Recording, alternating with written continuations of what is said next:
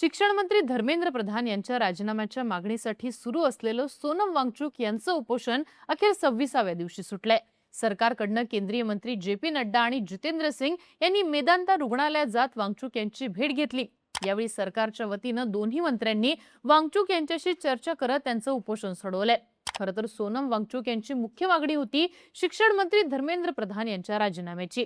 राजीनामा होईपर्यंत आपण उपोषण सोडणार नाही असं वांगचुक ठामपणे सांगत होते, पण आता ते त्यांच्या मागणीवरनं काहीसे मागे हटलेले आहेत। सरकारनं चर्चेसाठी पुढाकार घेतल्यामुळे वांगचुक यांनी आपलं उपोषण मागे घेतलंय।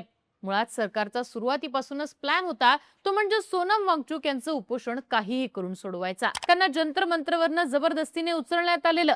आता देखील सरकारनं वांगचुक यांचं उपोषण मागे घेण्यासाठी आपली ताकद लावलेली। असं केल्यानं सीजेपीचं आंदोलन आपोआप शांत होईल असं सरकारला वाटतंय, पण हे खरंच घडतंय का? तर नाही। सोनम वांगचुक यांनी उपोषण सोडल्यानंतर सुद्धा कॉकरोच जनता पार्टी जोमात आहे। जंतर मंतरवरचं आंदोलन तेवढ्याच जोशात सुरू आहे, त्यामुळे आता सरकारचा प्लॅन फेल गेल्याच्या चर्चा चालू झाल्यात। नेमकं घडतंय काय? वांगचुक यांनी उपोषण सोडल्यानंतर सुद्धा सीजेपी आपल्या भूमिकेवरती कशी ठाम आहे? कॉकरोच जनता पार्टीचा पुढचा प्लॅन नेमका आहे काय? सरकारकडनं डॅमेज कंट्रोल कसं केलं जात आहे आणि हे आंदोलन आता कशा प्रकारे सुरू राहणार आहे समजून घेऊयात या व्हिडिओतनं। नमस्कार, मी आरती आणि तुम्ही बघताय बोल भिडू। खरं तर कॉकरोच जनता पार्टीच्या या आंदोलनामुळे केंद्र सरकार काहीसं दबावात आल्याचं दिसतंय।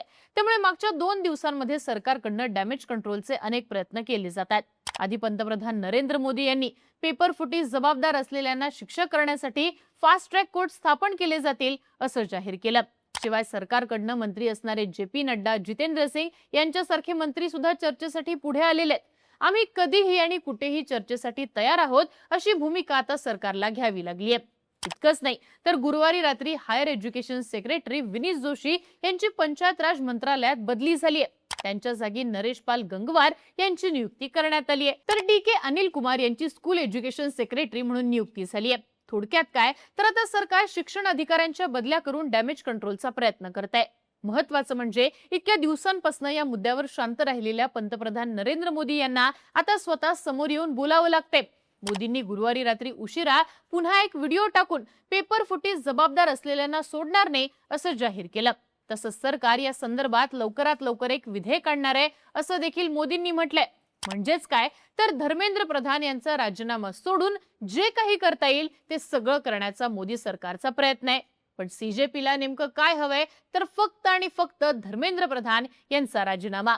खरा मुद्दा आहे तो हाच। आता सोनम वांगचुक यांनी उपोषण सोडल्यानंतर सुद्धा कॉकरोच जनता पार्टी त्यांचं आंदोलन कशा प्रकारे पुढे नेतीये तर या सगळ्यावरती बोलताना कॉकरोच जनता पार्टीचे प्रवक्ते आशुतोष रंका यांनी सांगितलं की जोपर्यंत धर्मेंद्र प्रधान राजीनामा देत नाहीत तोपर्यंत जंतर मंतरवरचं आंदोलन सुरूच राहणार आहे। पंतप्रधानांना रात्री 12:30 वाजता व्हिडिओ जारी करावा लागला, यावरूनच त्यांच्यावरती प्रचंड दबाव असल्याचं दिसून येतं असं रंका यांनी म्हटलंय। तर कॉकरोच जनता पार्टीचं असं म्हणणं आहे की त्यांचा मंत्रिमंडळाच्या निर्णयाशी काहीही संबंध नाहीये, आम्ही आमचं आंदोलन सुरूच ठेवू अशी भूमिका सीजेपीनं मांडली आहे। या सगळ्यावरती सीजेपीचे फाउंडर अभिजित दिपके यांनी मांडलेली भूमिका अत्यंत महत्त्वाची आहे। अभिजित दिपके यांनी वांगचुक यांच्या उपोषण सोडण्याच्या निर्णयावर आनंद व्यक्त केलाय। सोनम वांगचुक यांनी आमच्यासाठी 26 दिवस संघर्ष केलाय, त्यांचा हा संघर्ष आम्ही वाया जाऊ देणार नाही। ज्या विद्यार्थ्यांनी दिल्ली पोलिसांच्या लाठ्या खाल्ल्या ते आम्ही वाया जाऊ देणार नाही। धर्मेंद्र प्रधान जोपर्यंत राजीनामा देत नाहीत तोपर्यंत आम्ही आंदोलन करत राहू असं अभिजित दिपके यांनी जाहीर केलंय। म्हणजेच काय तर सोनम वांगचुक यांनी जरी उपोषण सोडलं असलं तरी सीजेपी जोपर्यंत धर्मेंद्र प्रधान यांचा राजीनामा होत नाही तोपर्यंत आंदोलन मागे घेण्याच्या पवित्र्यात नाहीये। या संदर्भात शुक्रवारी सकाळी अभिजित दिपके यांनी जंतर मंतरवर एक मोठी घोषणा करत थेट सरकारला चॅलेंज केलंय। ते म्हणाले की मला टीप मिळालीये की आज रात्री कॉकरोच जनता पार्टीच्या संपूर्ण टीमला दिल्ली पोलीस अटक करण्याची शक्यता आहे। मला सरकारला सांगायचं आहे की ही चूक करू नका। सरकारनं आधीच 2 चुका केलेल्या आहेत। पहिली म्हणजे सोनम वांगचुक यांना जबरदस्तीने उपोषणावरनं हटवलं, दुसरी चूक म्हणजे आंदोलन करणाऱ्या विद्यार्थ्यांवर लाठीचार्ज केला। सरकारच्या या चुकांमुळे आंदोलन देशभरात पसरले। आता आम्हाला अटक करून तिसरी चूक करू नका, नाहीतर हे आंदोलन प्रचंड मोठं होईल असा इशारा अभिजित दिपके यांनी जंतर मंतरवरनं सरकारला दिलेला आहे। इतकंच नाही, जर आम्हाला अटक झाली तर हे आंदोलन पुढे नेण्याची जबाबदारी जनतेची आहे, हे देखील अभिजित दिपके यांनी जाहीर केलंय। थोडक्यात काय तर सोनम वांगचुक जरी मागे हटले असले तरी सीजेपी राजीनाम्याच्या मागणीवर आजही ठाम आहे आणि राजीनामा होईपर्यंत आपलं आंदोलन थांबलं जाणार नाही असं देखील चित्र आता स्पष्टपणे दिसून येते। खरं तर मुळामध्ये हे संपूर्ण आंदोलन कॉक्रोच जनता पार्टीनं उभं केलेलं आहे। जंतर मंतरवरती धरणं आंदोलन सुरू करण्याआधी सीजेपीनं देशभरात 12 शहरांमध्ये आंदोलनं केली होती, ज्याची सुरुवात दिल्लीतनं झाली होती। त्यानंतर जेव्हा जंतर मंतरवरती आंदोलन सुरू झालं तेव्हा सोनम वांगचुक यांनी तिथे येत सीजेपीची साथ दिली।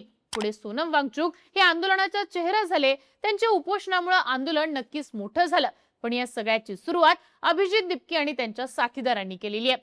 त्यामुळे सरकारनं वांगचुक यांचं उपोषण जरी सोडवलं असलं तरी जोपर्यंत सरकार कॉक्रोच जनता पार्टीशी योग्यपणे चर्चा करत नाही, या चर्चेतनं मार्ग निघत नाही, तोपर्यंत हे आंदोलन थांबणार नाहीये आणि इथंच सरकारचं प्लॅनिंग गंडत चाललंय असं दिसतंय।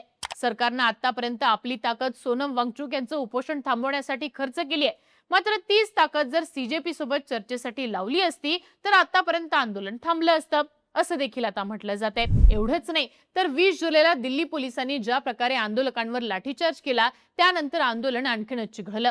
त्यामुळे आता सरकारनं जर पुन्हा बळाचा आंदोलकांवरती वापर केला तर मात्र आंदोलन आणखीनच मोठं होऊ शकतं, म्हणून सरकार आणखी डॅमेज होण्याची शक्यता आहे। त्यामुळे सरकार पुढे सीजेपीशी चर्चा करणं, त्यांच्या मागण्या मान्य करणं याशिवाय दुसरा मार्गच नाहीये असं म्हटलं जातंय। महत्त्वाचं म्हणजे आता यामध्ये काँग्रेस आणि अन्य विरोधी पक्षांनी सुद्धा एंट्री केलेली आहे। आंदोलन मोठं होतंय हे पाहून आता विरोधक सुद्धा धर्मेंद्र प्रधानांचा राजीनामा मागायला लागले।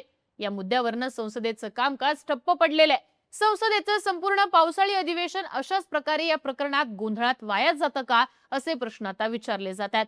सरकारला या अधिवेशनात डिलिमिटेशन सारखं विधेयक पास करून घ्यायचंय, पण आता ते सगळे मुद्दे मागे पडलेले आहेत, त्यामुळे सरकारची कोंडी आणखीनच वाढायला लागली आहे। एकंदरीतच मोदी सरकारने सोनम वांगचुक यांचं उपोषण जरी सोडवलं असलं तरी कॉक्रोच जनता पार्टीचं आंदोलन आता तरी शांत होण्याची चिन्ह अजिबात दिसत नाहीयेत।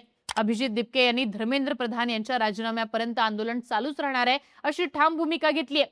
त्यांना आता विरोधी पक्षांची सुद्धा साथ मिळाली आहे, त्यामुळे सरकारचा वांगचुक यांचं उपोषण थांबवून आंदोलन शांत करण्याचा प्लॅन सध्या तरी फेल गेल्याची चर्चा होतीये। त्यामुळे सरकार आता या सगळ्यावरती काय भूमिका घेतं, आज जे सीजेपी सोबतची बैठक आहे त्यामध्ये कोणता मार्ग निघतो का, या चर्चेतनं नेमकं काय निष्पन्न होतं हे पाहणं महत्त्वाचं असेल।